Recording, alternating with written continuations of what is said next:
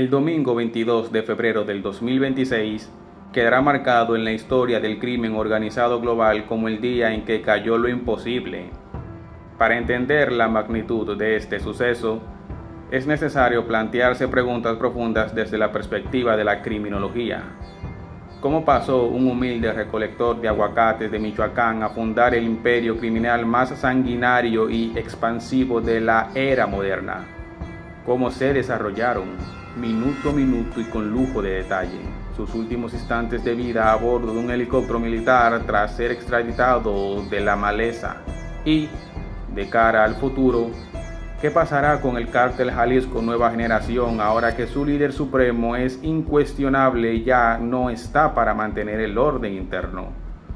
Yo soy el criminólogo Files, y en este video realizaremos un análisis criminológico exhaustivo para desentrañar los secretos de su ascenso, los pormenores exactos de su violencia caída y el incierto y peligroso escenario que le espera el mapa del narcotráfico internacional.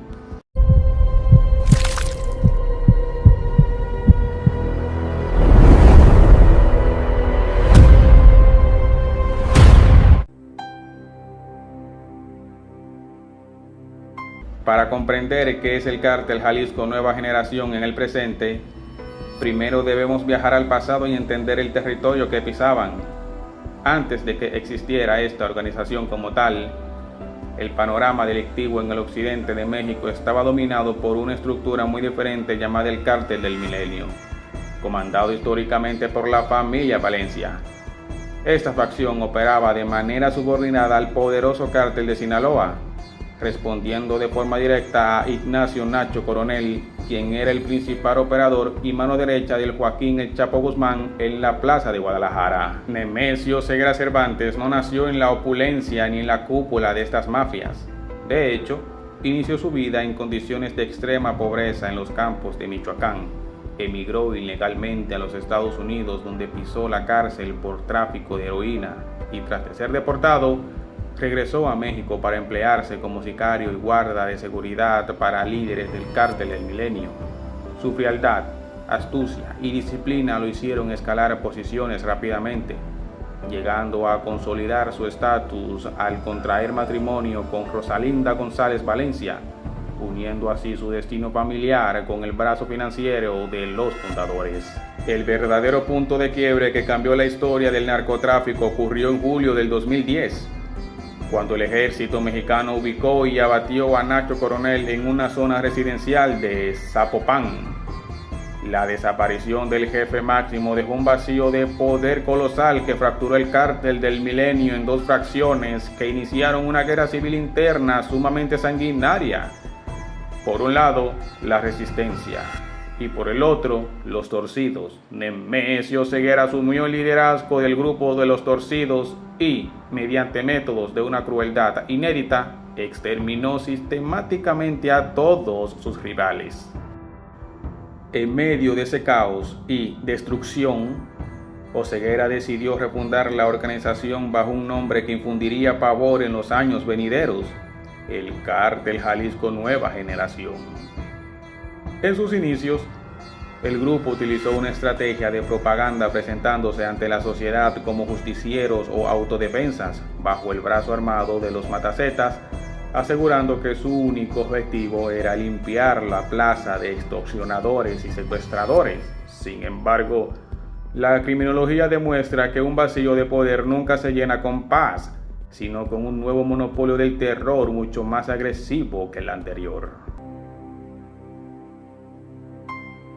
Bajo la dirección unificada del Mencho, el cártel rompió los esquemas tradicionales del narcotráfico mexicano y comenzó a operar con la estructura de una corporación transnacional combinada con la táctica insurgente de un ejército paramilitar.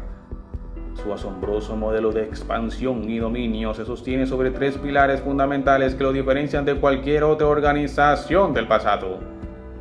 El primero de ellos es el fenómeno del franquiciamiento del crimen organizado. A diferencia del cártel de Sinaloa, que históricamente ha preferido la negociación, las alianzas y el respeto a los sacigazgos locales, El esquema de Jalisco se basa en la absorción violenta. La organización llega a un nuevo territorio, somete por la fuerza a las bandas delictivas locales y les permiten seguir operando bajo el amparo de su codicia, marca y su bandera, siempre y cuando paguen un tributo económico estricto y juren lealtad absoluta al mando central.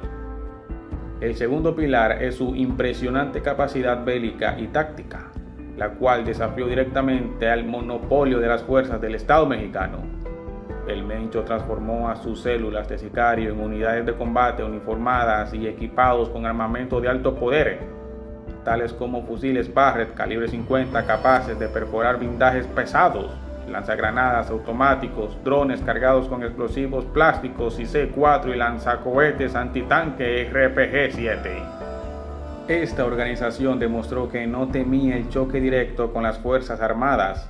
Al contrario, buscaba los enfrentamientos frontales para exhibir su superioridad y presionar políticamente a las autoridades. Finalmente, el tercer pilar radica en una agresiva diversificación criminal.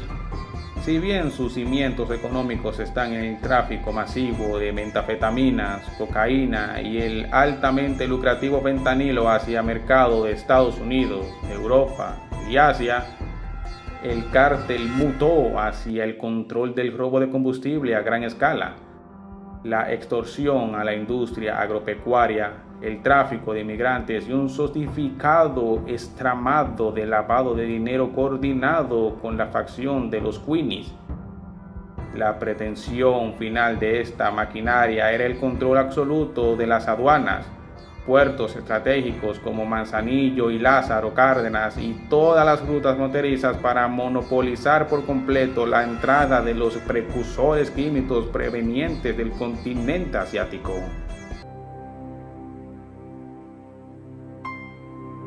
Durante más de una década, el Mencho se convirtió en un mito viviente, un prófugo inalcanzable protegido por la densa vegetación de las zonas montañosas de Jalisco, Michoacán y Colima, donde mandó a construir búnkeres subterráneos y clínicas médicas privadas para atender sus padecimientos de salud sin ser detectado. No obstante, el cero tecnológico y financiero se cerró definitivamente sobre él en febrero del 2026. A pesar de los discursos oficiales que defendieron la soberanía absoluta de las operaciones del gobierno mexicano, informes de inteligencia militar confirmaron que un día antes del asalto definitivo, las agencias estadounidenses del FBI y la CIA entregaron la ubicación geográfica exacta y en tiempo real del capo.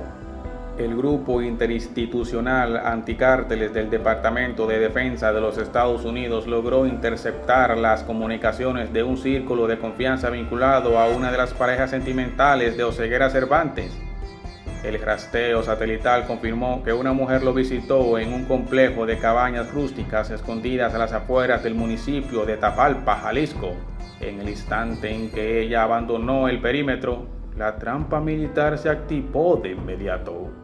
La madrugada del domingo 22 de febrero, elementos de las Fuerzas Especiales del Ejército Mexicano junto con la Fuerza Especial de Reacción Inmediata de la Guardia Nacional desplegaron un cerco terrestre relámpago, apoyados desde el aire por aviones de combate TESAN de la Fuerza Aérea.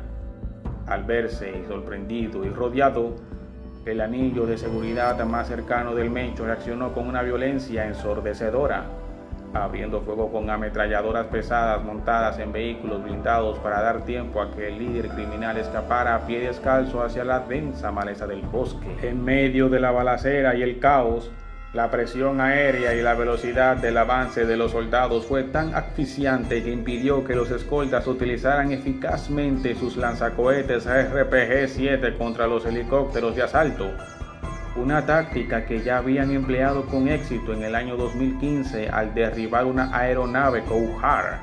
A pesar de esto, un helicóptero de la Fuerza Aeromóvil Militar recibió múltiples impactos de proyectiles de alto calibre en su fuselaje, lo que obligó al piloto a realizar un aterrizaje forzoso de emergencia en la base militar de Sayula, logrando poner a salvo a toda la tripulación militar a bordo. Las tropas de élite ganaron terreno rápidamente en el combate cuerpo a cuerpo. abatiendo a 8 de los escoltas principales en el perímetro de las cabañas.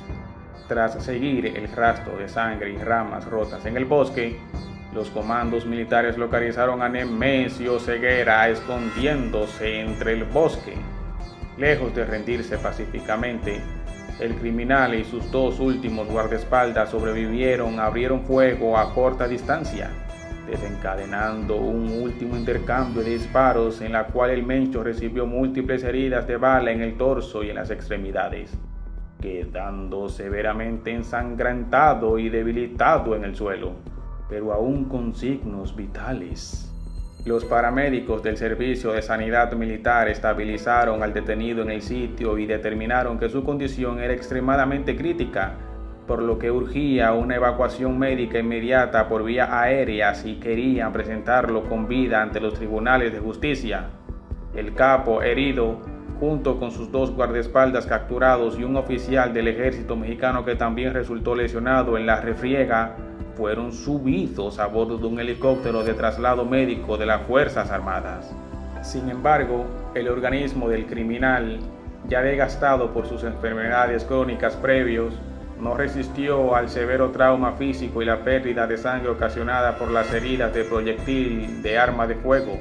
Nemesio Ceguera Cervantes falleció a bordo de la aeronave en pleno vuelo mientras era trasladado con rumbo a la Ciudad de México, consumándose la muerte del capo bajo custodia oficial antes de que pudiera pisar las instalaciones de un hospital de alta especialidad.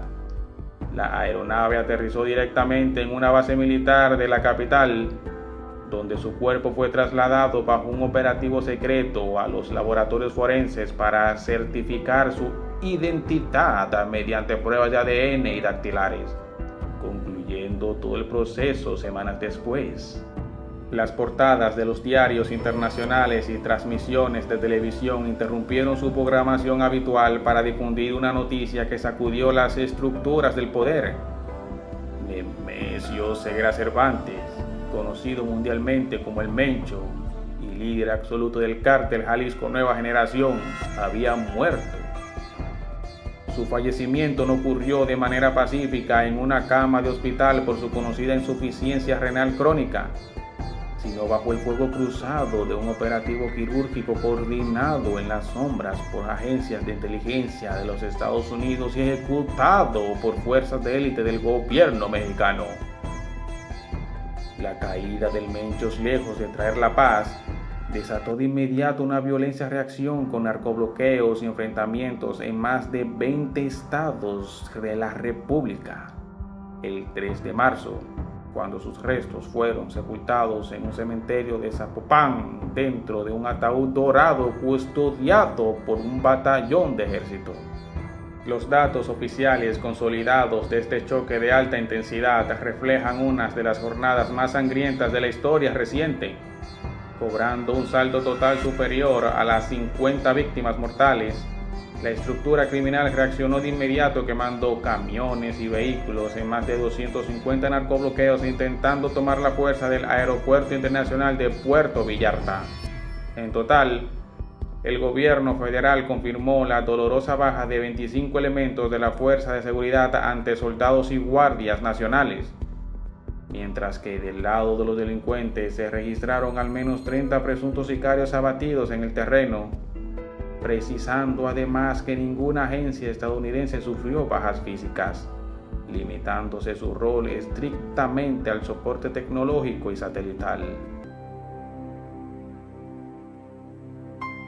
La criminología demuestra que eliminar el líder supremo, criminológicamente se le dice descabezamiento, no destruye al cártel Jalisco Nueva Generación, sino que provoca su fragmentación e implosión en 3 escenarios. Número 1, guerra interna. Disputa violenta por el trono entre el jardinero, control de rutas y el 03 y la fuerza militar. Número 2, invasión rival. El cártel de Sinaloa y mafias locales atacando sus fronteras para robarle el negocio del fentanilo. La número 3, feudalización. El cártel se divide en células autónomas que solo usan las siglas CJNG como marca de terror. Al no haber un jefe único, se vuelve más difícil de combatir. La caída y muerte de Nemesio Ceguera Cervantes representa, Sin lugar a dudas, un hito histórico en la persecución criminal y una victoria psicológica fundamental para las instituciones de seguridad pública de México y de los Estados Unidos.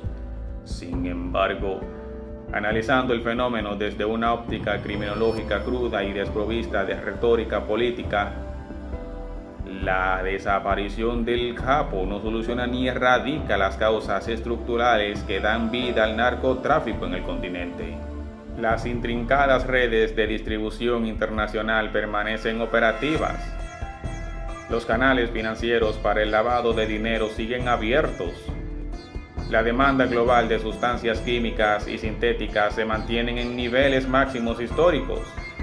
Y el arsenal de armas de grado militar continúa bajo el control de miles de jóvenes sicarios adoctrinados en la cultura de la violencia. La historia del narcotráfico nos ha demostrado repetidas veces que el monstruo de la delincuencia organizada no perece cuando se le corta la cabeza, simplemente se adapta al entorno, evoluciona y hace brotar nuevas y más agresivas cabezas en su lugar.